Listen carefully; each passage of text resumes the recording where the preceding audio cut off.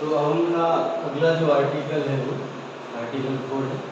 हमने article 1, article 2, article 3 पढ़ चुके हैं।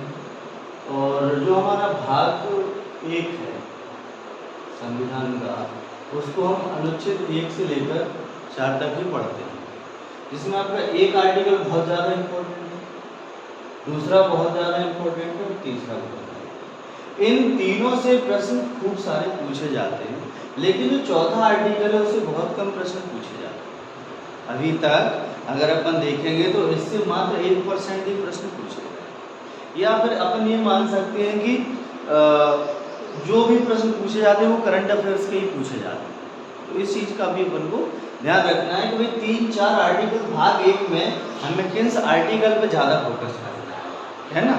क्योंकि अगर अपन जिस आर्टिकल पे ज़्यादा फोकस नहीं करना है उस पर ज़्यादा कर देंगे तो फिर वो 1, 2, 3 भूल जाएंगे। इसीलिए 1, 2, 3 जो आर्टिकल है उनको हमें बहुत अच्छे से पढ़ना है। 4 आर्टिकल है उसको केवल ध्यान में रखना है कि इसमें एक्चुअल में है क्या। इसमें कुछ भी नहीं, इसमें ये समझ लीजिए ये कहा गया है कि आर्टिकल 2 और 3 में जो परिवर्तन हुए हैं, 3 में हम नए राज्यों का निर्माण करते हैं, उनका नाम बदलते हैं, उनकी क्षेत्रीय सीमाएं में परिवर्तन करते हैं, वो है। तो 2 में हमने कहा था कि हम नए राज्य का प्रवेश करेंगे और उसकी स्थापना करेंगे। तो ये दोनों ही जो भी हम करेंगे वो हमारे संविधान संशोधन का हिस्सा नहीं होंगे आर्टिकल 368 के तहत, क्योंकि अनुच्छेद 368 कहता है कि भारत के संविधान में संशोधन किया जा सकता है, आर्टिकल 368। लेकिन आर्टिकल 2 और 3 के तहत जो नए राज्य बन रहे हैं, क्षेत्र में सीमा में जुड़ रहे हैं, परिवर्तन हो रहे हैं, उनको हम संविधान संशोधन नहीं मानते हैं। उसका कारण है कि वो जो है वो सबसे पहला कारण है कि ये 2 और 3 के जो संशोधन है वो साधारण बहुमत से होते हैं। किससे होते हैं?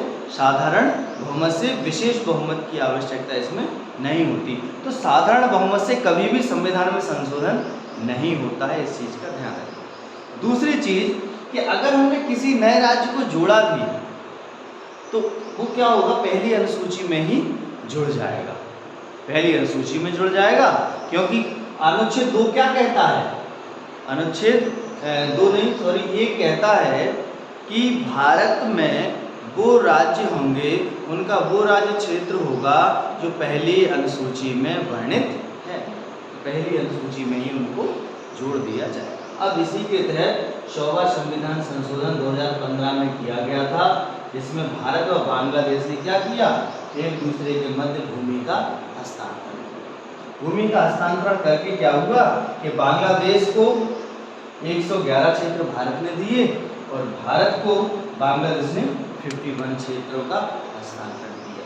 तो उस यही है कि आर्टिकल 1 कहता है भारत अर्थात इंडिया राज्यों का एक संघ होगा, 2 कहता है उसमें वो राज्य होंगे जो पहली अनुसूची में वर्णित है।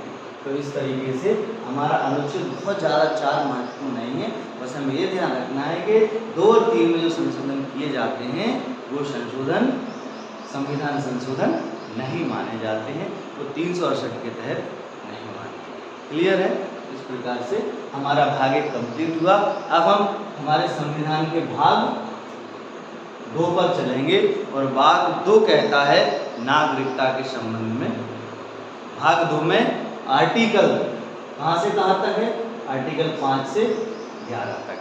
तो 5 से 11 तक एक आर्टिकल्स महत्वपूर्ण है कि वर्तमान में यदि हमें सिटीजनशिप लेना है भारत की तो वो कैसे प्राप्त होगी, तो हमने कहाँ से लिया है, क्या है पूरे प्रावधान। अब हम एक आर्टिकल उसका